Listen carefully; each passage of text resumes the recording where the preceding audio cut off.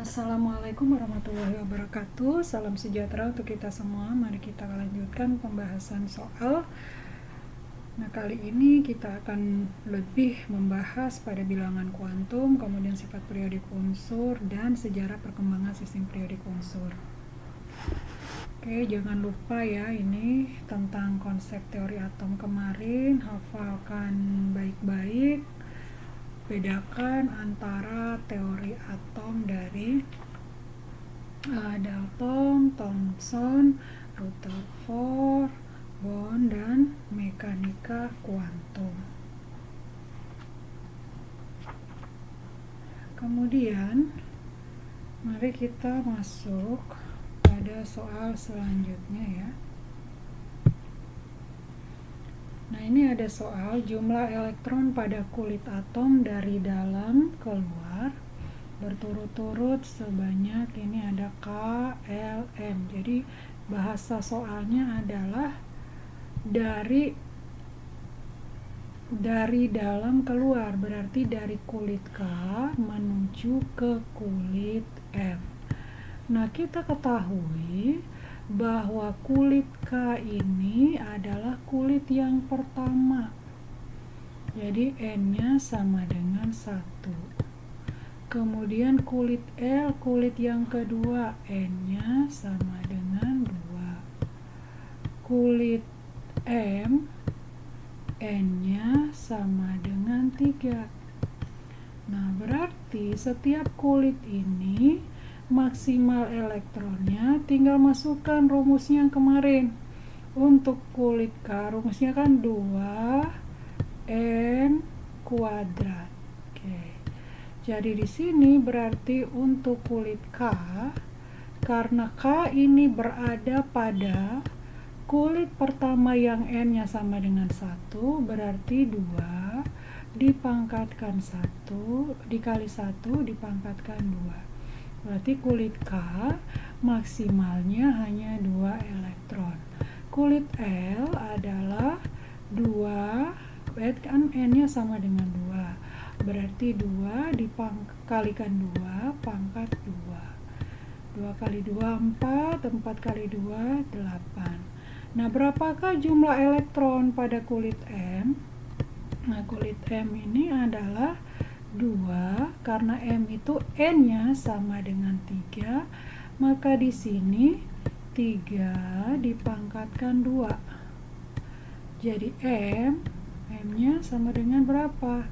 M sama dengan 2 kali 18, 3 kali 3 9. Jadi totalnya adalah sama dengan 18. Jadi jawabannya berturut-turut jumlah elektronnya dari kulit K, L, dan M ini sama dengan 2, 8, kemudian 18. Begitupun seterusnya. Jadi inilah rumus untuk jumlah elektron maksimum per kulit. Tidak boleh lebih dari ini. Selanjutnya kita akan mengulas kembali tentang konfigurasi elektron.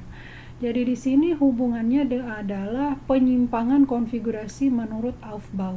Jadi ada beberapa unsur. Ada kalau yang SMA yang akan kita pelajari hanya kromium dengan Cu ya, tembaga. Nah, Cu, Cr, nomor atomnya 24. Nah, ini berarti kita hubungkan konfigurasinya atau menyingkat konfigurasi elektron berdasarkan gas mulia. Jadi harus kita ingat kembali gas mulia itu apa saja. Heboh, kemudian negara Argentina, karena senat runtuh, Rn. Jadi heboh negara Argentina karena senat runtuh. Dia ini berada pada periode pertama, kulit pertama, ini kulit kedua, terakhirnya ini kulit ketiga, 4, periode keempat, periode kelima, periode ke-6, periode ke-7-nya adalah ada OJ. Oke. Heboh negara Argentina karena senatrontu OZ. Nah, jadi di sini nomor atomnya 2, 10, 18 ya. 36. Di sini 54, 86 dan 118. Oke. Jadi untuk mencari cara cepat dari konfigurasi elektron di sini, bisa kita pilih yang paling dekat dengan NE, yang paling dekat dengan 24, yang paling dekat dengan 24, tapi tidak boleh melewati 24, boleh di bawahnya. Jadi ini ya, 18. Jadi makanya di sini kita tulis AR ya, dalam kurung. Nah, ini 18 elektronnya. 18 berarti 24 sisa yang akan dikonfigurasikan ke kulit berikutnya ini adalah 24 kurang 18. 24 kurang 18 sama dengan berapa elektron, yaitu 6 elektron. Nah, sisa 6 elektron inilah yang akan dikonfigurasikan di sini. Tapi ingat, kita lihat dulu ini AR, elektron terakhirnya berada pada periode ketiga kan. Jadi ini kulit ketiga. Nah, sisa 6 ini akan dikonfigurasikan pada kulit keempat. 4 berapa? 4s2. Nah, setelah 4s kan baru 3D kan? 3D. 3D berapa? 3D4. Nah, seharusnya ini konfigurasinya, tapi kemarin kita sudah bahas bahwa konfigurasi ini adalah kurang stabil karena pengisian elektron pada orbitalnya ini kurang stabil, ini stabil, kemudian ada ini yang tidak stabil pada subkulit D, D-nya 4. Jadi 1, 2, 3, 4, 5. Di 1, 2, 3, 4. Jadi ada satu orbital yang tidak diisi elektron pada subkulit D, menyebabkan konfigurasi ini adalah tidak stabil atau kurang disukai. Nah, sedangkan kalau misalnya kita konfigurasikan AR dalam kurung ya, AR dalam kurung 4S1 ya, 4S1, kemudian 3D5. Nah, inilah konfigurasi yang lebih disukai. Karena ini orbital D-nya akan menjadi terisi elektron semua. Orbital S-nya juga terisi 1 elektron. Misal di sini orbital S-nya ada 1 nih elektron. Orbital D-nya ada 5 elektronnya. Jadi ini menjadi konfigurasi yang lebih stabil. 1, 2, 3, 4, 5. Jadi spinnya ke atas semua dulu. Nah, ini menjadi lebih stabil daripada yang 4s2. Sehingga yang lebih disukai konfigurasi dari CR24 adalah 4s1 AR, 4s1 3d5. Jadi seperti itu.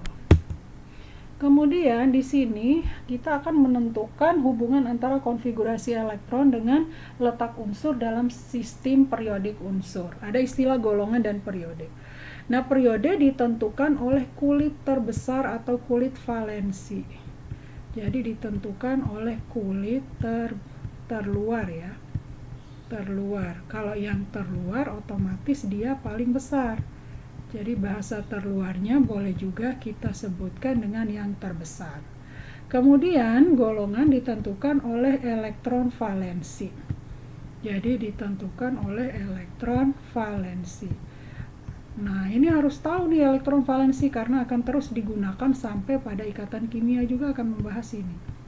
Nah, elektron valensi itu apa? Elektron yang berada pada kulit terluar. Jadi, elektron valensi adalah elektron yang berada di kulit terluar. berada, susah nih, nggak ada pennya, berada di kulit terluar ya, kulit terluar. Nah, kulit terluar berarti disebut juga dengan kulit yang terbesar, disebut sebagai kulit terbesar. Jadi seperti ini. Berarti kalau ingin mengetahui apakah seperiode atau satu golongan, satu periode berarti kulit terbesarnya harus sama. Kulit terbesarnya sama. Jadi ini kuncinya ya. Terbesarnya sama. Jadi hanya kulit yang terbesarnya saja yang sama. Kalau ingin yang satu periode. Kalau elektron valensinya sama, jadi yang di sini nih elektron valensinya sama, berarti dia berada dalam satu golongan. Nah, ini kuncinya.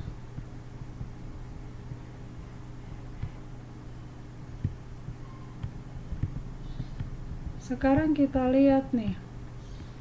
Ada unsur A dengan nomor atom 3, berarti langkah pertama yang harus kita ketahui untuk mengetahui apakah dia ini berada segolongan, berarti harus tahu dulu elektron valensinya harus sama antara atom-atom tersebut, unsur-unsur tersebut. Ada misalnya A3.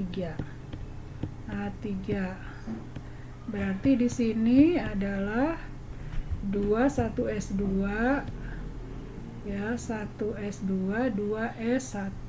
Jadi 1S2, 2S1. Berarti kulit terbesarnya kan kulit kedua. Elektron yang berada di kulit terbesar ini adalah 1. Berarti golongannya adalah golongan 1 apa? 1A. Kenapa 1A? Karena terakhir pengisian elektronnya ada di subkulit S. Nah, kemudian B12. Nah, jadi di sini boleh, kalau sebenarnya yang kecil-kecil begini boleh menggunakan aturan Bohr, nggak masalah. Tadi di sini kalau mau off bauf juga nggak masalah. Off baufnya adalah 1S2, kemudian 2S2, 2P berapa? 2P6 ya. Jadi ini masih 6 tambah 2, 8, 8 tambah 2, 10. Berarti masih ada sisa 2. 1S2, 2S2, baru lanjut ke 3 ya, 3S2. Nah, di sini berarti kulit terbesarnya adalah kulit ketiga. Elektron valensinya sama dengan 2. Maka dia di sini berada di dalam golongan 2A. Oke, jadi begitu. Kemudian yang C19, coba kita lihat C19. Nah, C19 ini kalau mau dihubungkan dengan gas mulia, misalnya yang paling cepat karena dia angkanya sudah di atas 20, boleh menggunakan gas mulia biar lebih cepat. Jadi heboh negara Argentina karena senat runtuh negara Argentina ya, karena senat runtuh, RNOZ. Jadi ini 2, 10, 18, Argen AJ, di sini AR bukan AG. 2, 10, 18, 36, 84, kemudian 56 ya.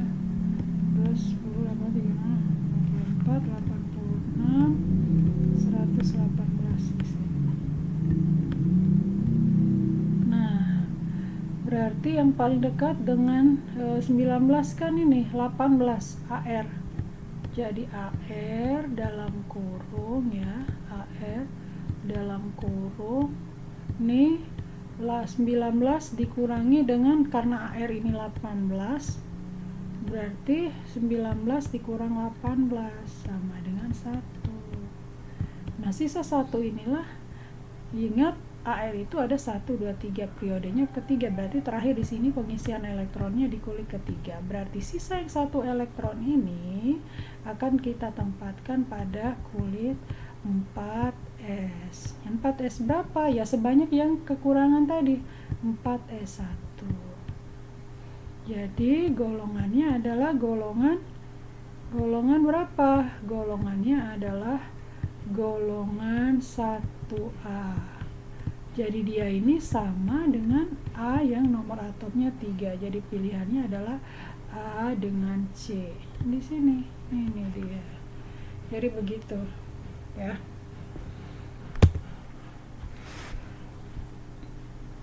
Nah, ini yang memiliki elektron valensi sama. Ingat tadi elektron valensi sama. Elektron yang berada di kulit terluar. Ini boleh kan nomor atomnya masih di bawah 18 sampai sama dengan 18, boleh menggunakan aturan konfigurasi bond ya. Jadi ini P, Q, R, S, T.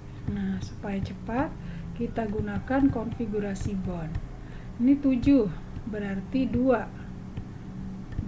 7 dikurang 2 berarti 5. Nah, maka di sini sisa 5 elektron. Nah, dengan demikian kulit ini kulit pertama, undi kulit kedua. Nah, elektron pada kulit keduanya 5, berarti elektron valensinya sama dengan 5. Karena kulit keduanya adalah kulit yang terluar. Nah, sementara ini juga nih 4, Q-nya 4.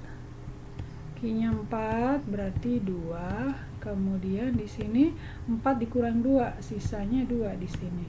Nah, jadi totalnya 4 kan? Nah, karena di kulit keduanya 2 elektron, kulit terbesarnya kan kulit kedua nih. Berarti elektron valensinya sama dengan 2. Begitupun dengan R. R itu 11 kan? Nah, 11 kalau kita konfigurasikan 2, kemudian 8. Nah, ini baru sisa baru jumlahnya 10.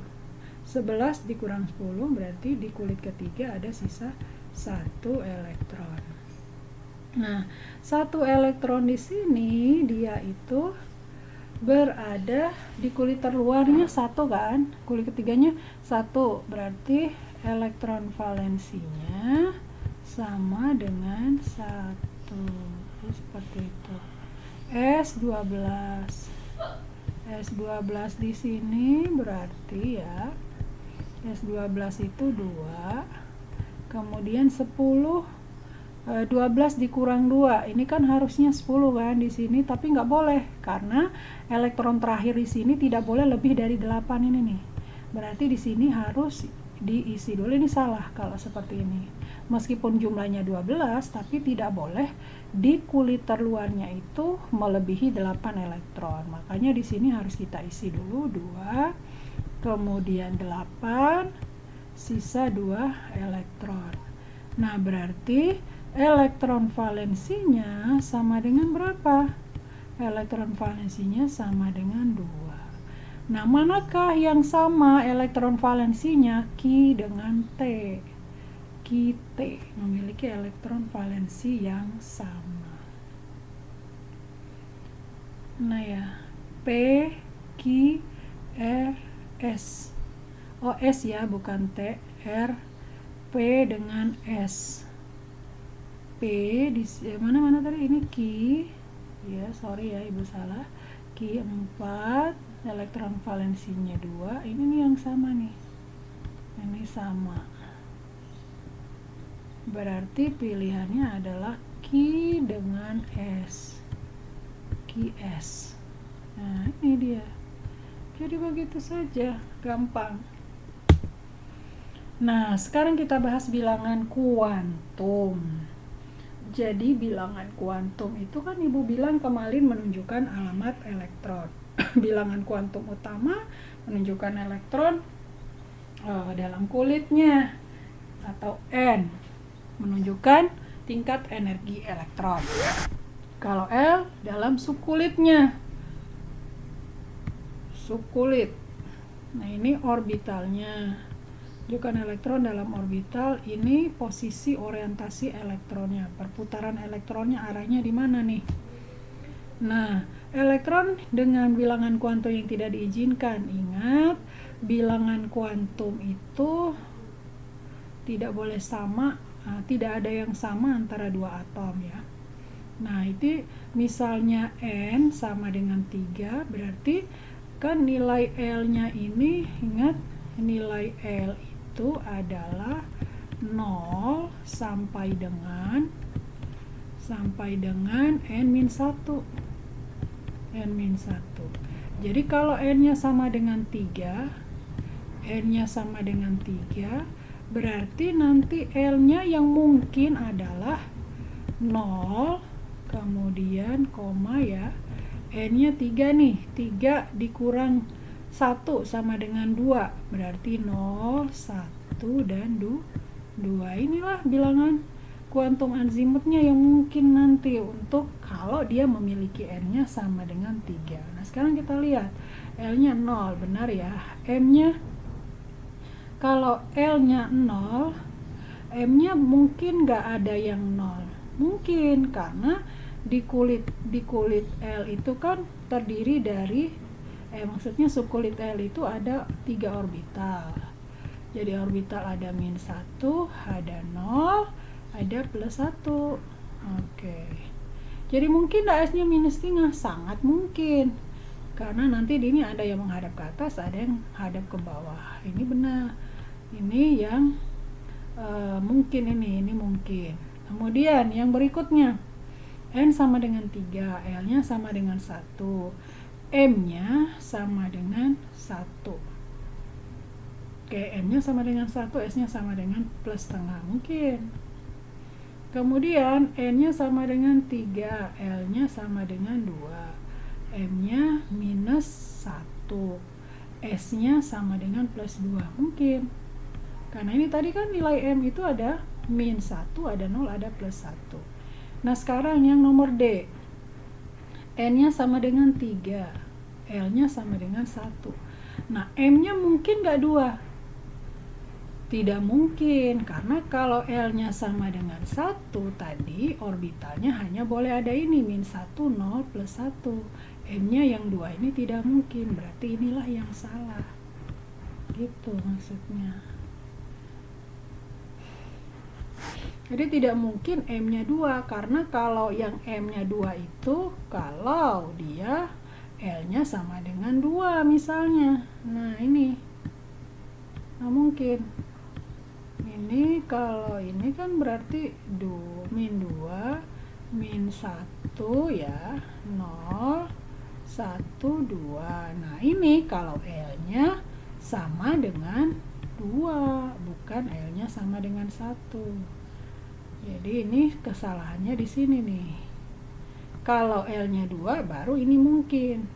Tapi karena ini L-nya 1, ingat orbital L itu hanya mungkin dia hanya memiliki 3 orbital.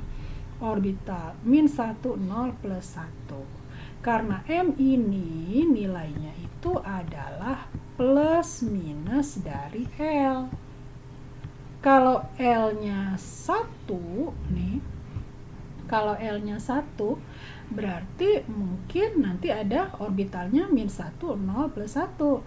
Kalau L-nya 2, orbitalnya bisa jadi -2, -1, 0, 1, 2. Makanya ini juga benar. Tetapi kalau L-nya sama dengan 1, M-nya 2, ini sangat tidak mungkin. Karena nilai M-nya harusnya di sini adalah plus minus dari L-nya. Jadi tidak ada 2. Oke, jadi begitu penjelasannya. Oke, bilangan kuantum N sama dengan 3. Jadi N sama dengan 3 berarti ini kita tuliskan nih 3. Nah, oke, karena menunjukkan jumlah kulit nih. L-nya sama dengan 1. L sama dengan 1 berarti di sini P ya, orbital P. Nah, M-nya adalah -1. Kita lihat. M-nya adalah -1.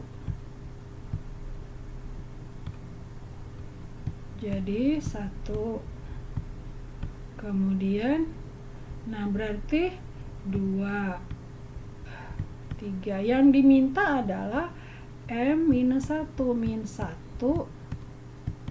Nah, ini minus 1 berarti di sini nih. Min 1, kemudian dia plus setengah. Hadapnya ke atas, bukan yang ke bawah. Makanya di sini elektronnya tidak sampai di sini. Tidak sampai pada orbital yang kedua. Jadi min 1. Dengan demikian, meskipun di ini lumayan konsepnya, nggak ada soal seperti ini sebenarnya, tapi pemahamannya ya lebih kurang begini. Jadi 3P1. Oke ya. Jadi S-nya sekarang 3P1. Konfigurasi untuk X3 positif. Nah, kita tentukan dulu nih berapa elektron, konfigurasi elektron mula-mulanya di sini. Berarti sebelum 3P1 itu kan ada 1S2, kemudian 2S2, 2P6, kemudian 3S2, 3S2, 3P1. Nah, ini konfigurasinya seperti ini. Nah, bagaimanakah setelah dia melepaskan 3 elektron? Berarti yang dilepaskan di sini nih, pada 3S2, 3P1. Sehingga konfigurasinya sekarang adalah 1S2, 2S2, kemudian 2P6. Nah, di sini 1S2 itu kan sama dengan neon kan? Sama dengan helium He berarti dalam kurung ya, dalam kurung 2S2, 2P6. Jadi seperti ini. Jadi jawabannya adalah ini nomor D, helium 2S2, 2P6. Nah, sekarang bentuk molekul. Bentuk molekul itu kan kalau yang orbital S bentuknya seperti ini. Orbital S itu gini ya.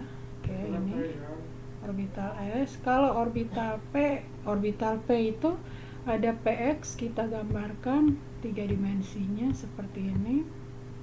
Ada X ya, ada Y, ada Z.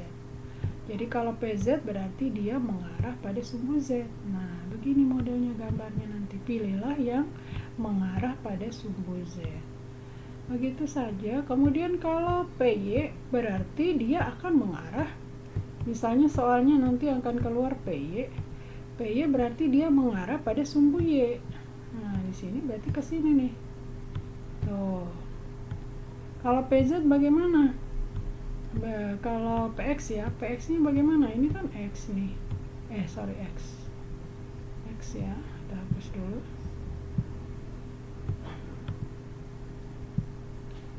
Nah, X berarti dia akan mengarah pada sumbu X. Jadi begini. Tuh. Itulah bentuk molekul. Kalau orbital DXY berarti dia ini berada pada di antara sumbu X dengan Y. Lihat saja yang berada di antara sumbu X dengan Y. X, Y, lihat mana? X, Y. X, Y, ini Z. Ini X ya sebenarnya, salah ini. Ini X. X, Y. X, Y. Nah, ini dia nih. Ini kan tidak berada di antara nih. Tidak berada di antara X dengan Y. Kalau ini berorientasi pada sumbu Z. Berarti ini adalah DZ kuadrat harusnya ini. Nah, kalau ini dia berada di antara sumbu Z dan sumbu X. Berarti ini adalah DXZ. Nah, nih, dia berada di antara sumbu X. Nih, lihat nih. berada di antara sumbu X dengan sumbu Z nih. Tuh. Berarti itu adalah dxz. Sedangkan kalau yang dxy berarti dia berada di antara sumbu X dengan sumbu Y. Jadi ini nih, dia berada di antara sumbu X dengan sumbu Y. Ini juga nih, ini kan Z nih, berada di antara sumbu X dengan Y. Nah, berarti dia pas di Z satu kalinya. Tuh, ke sini. Berarti inilah jawaban yang benar. Tuh.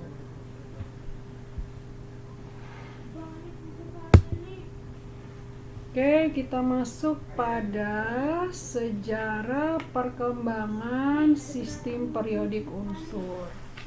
Jadi penggolongan sistem periodik unsur itu kita ketahui mulai dari menggolongkan logam dengan non-logam, kemudian gas. Setelah itu baru ke unsur penggolongan logam dan non-logam itu adalah unsur dikelompokkan berdasarkan sifat logam dan non-logam. Dan teori ini dirasa raksa sudah termasuk dalam teori ini raksa sudah termasuk logam walaupun berwujud cair pada suhu kamar. Sedangkan pada selanjutnya triad de Bruner bahwa unsur dikelompokkan berdasarkan massa unsur yang masing-masing terdiri dari 3 unsur. Nah, bahwa unsur-unsur ini memiliki kemiripan sifat dan massa unsur keduanya adalah rata-rata dari unsur massa unsur pertama dan ketiga. Kalau yang selanjutnya nih Octave Newland nih. Octave Newland itu unsur-unsur dikelompokkan berdasarkan kenaikan massa atom sehingga unsur ke-8 memiliki sifat yang mirip dengan unsur pertama, unsur ke-9 mirip dengan unsur kedua, unsur ke-11 mirip dengan unsur jadi naiknya adalah 8. Pertama sama dengan 8. Nah, sistem periodik Mendeleev. Nah, Mendeleev di sini mengelompokkan unsur berdasarkan kenaikan massa atom dengan mengoreksi massa-massa tiap atom yang ditemukan. Mendeleev juga meramalkan bahwa pada unsur-unsur baru akan mengisi tempat yang kosong pada tabel sistem periodiknya. Kemudian selanjutnya yang terakhir adalah Henry Moseley ya. Sistem periodik yang baru sekarang itu adalah dikemukakan oleh beliau.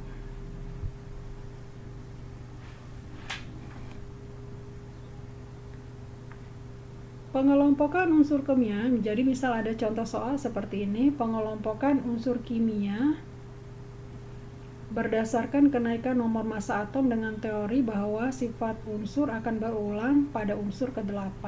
Berarti ini adalah Octave Newland ini gitu.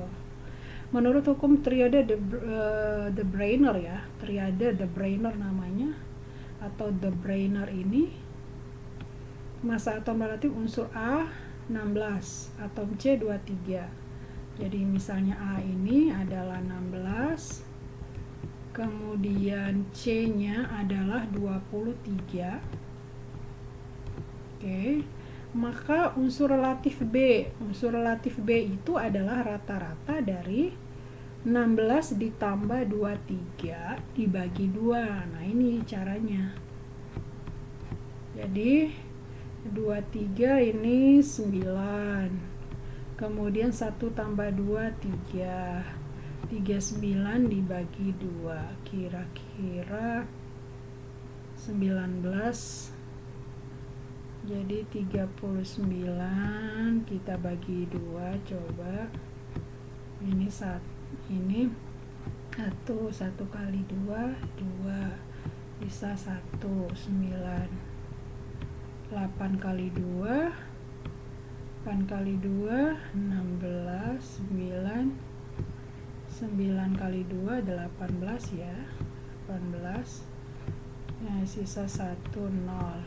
Di sini koma, berarti hasilnya adalah 19,5. Ini nih. Jadi itu cara menghitungnya.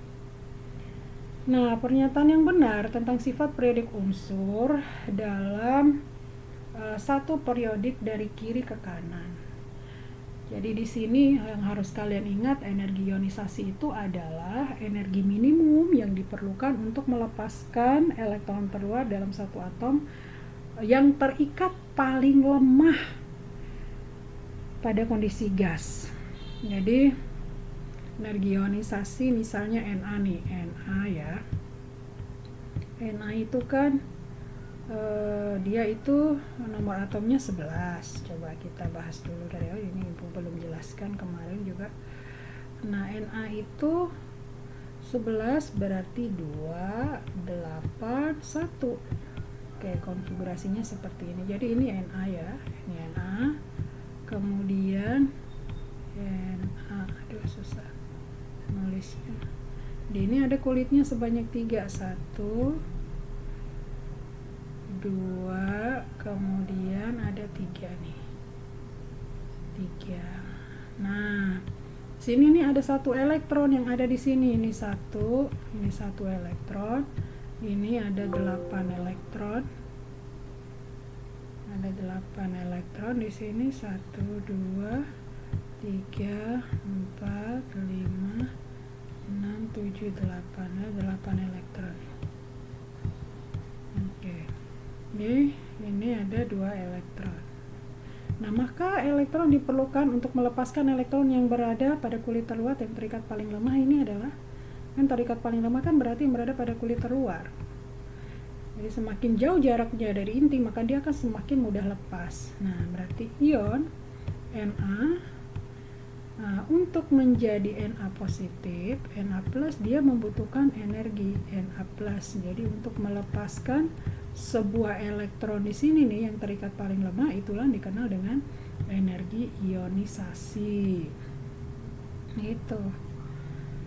Kemudian keelektronegatifan, di sini keelektronegatifan. Keelektronegatifan adalah energi yang dilepaskan umumnya atau dibutuhkan untuk menangkap satu elektron ke dalam atom pada kondisi gas. Misalnya ya, kita ambil oksigen nih, atau Cl- ya, Cl-. Cl kalau nggak salah 17. Kita hapus dulu oksigennya supaya nanti kita bisa jelaskan sekalian. Untuk Cl-nya 2, ini 2, 8 ya, kemudian 8, ini 2, 10, ini 7 terakhir. Sorry, bukan 8, 7, kelebihan 1. Kita hapus dulu.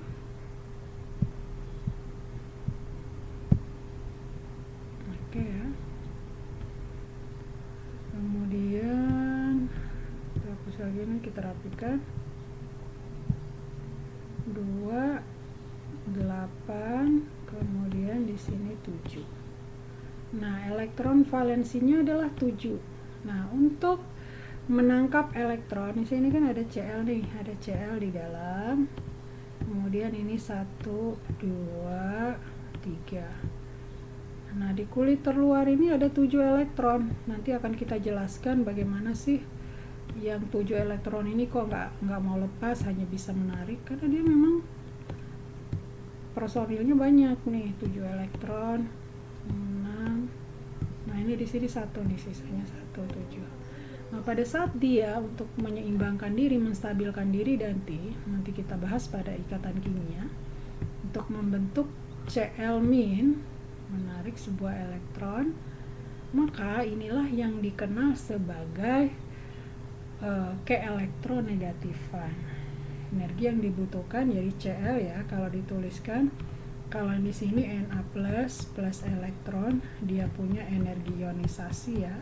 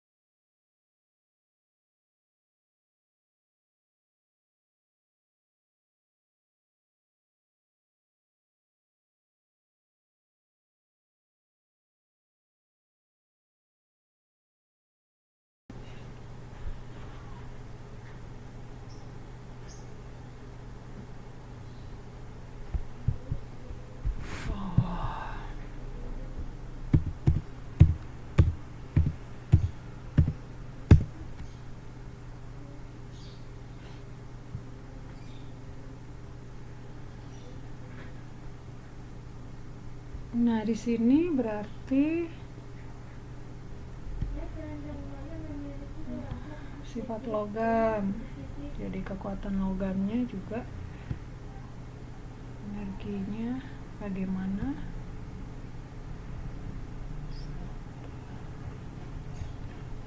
Nah, pernyataan yang benar tentang sifat periodik unsur. Di sini adalah yang benar, pernyataan yang benar tentang sifat-sifat periodik unsur dalam satu periode adalah energi ionisasinya berkurang. Nah, Ibu kasih trik ya.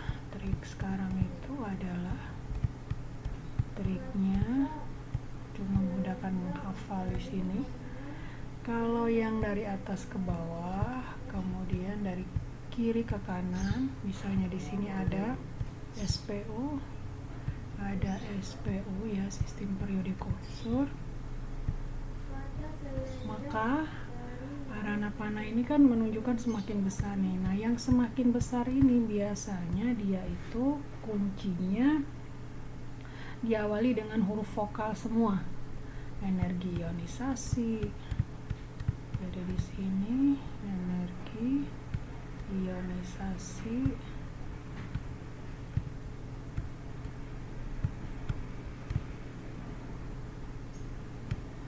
kemudian energi afinitas,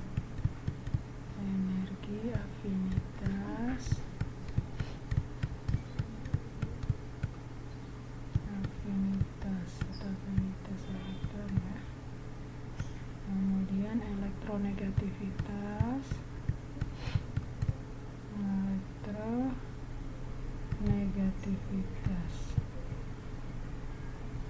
dan asam.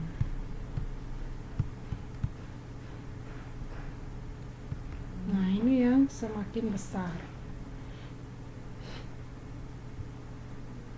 Nah, tinggal diperhatikan energi ionisasi berkurang dari periode dari kiri ke kanan. Dari ini berarti dari kiri ke kanan ya. Yang dari kiri ke kanan ini yang semakin besar ini yang semakin besar ya. Berarti dimulai huruf vokal semua.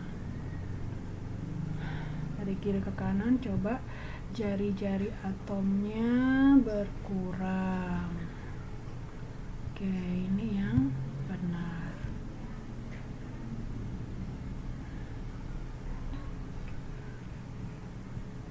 Kemudian kebalikan dari ini, trik sebaliknya adalah kalau ini yang paling besar, otomatis ada yang paling kecil lagi.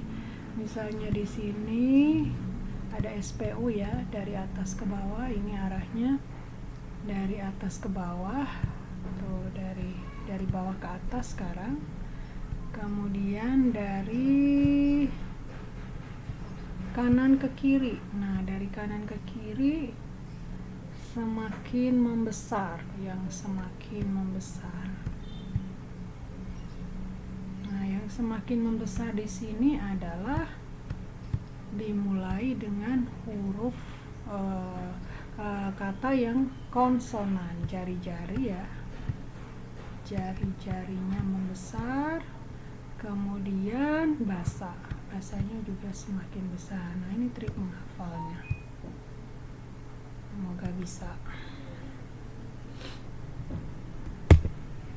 Oke, demikian pembahasan kita tentang sistem periodik unsur dan letak unsur dalam SPU terakhir, sejarahnya, dan juga bagaimana sifat masing-masing periodik ini. Demikian dihafalkan ya sistem periodik unsur ini seperti yang Ibu tugaskan kemarin. Assalamualaikum warahmatullahi wabarakatuh. Salam sejahtera untuk kita semua, semoga bermanfaat dan silakan dipelajari untuk remedial.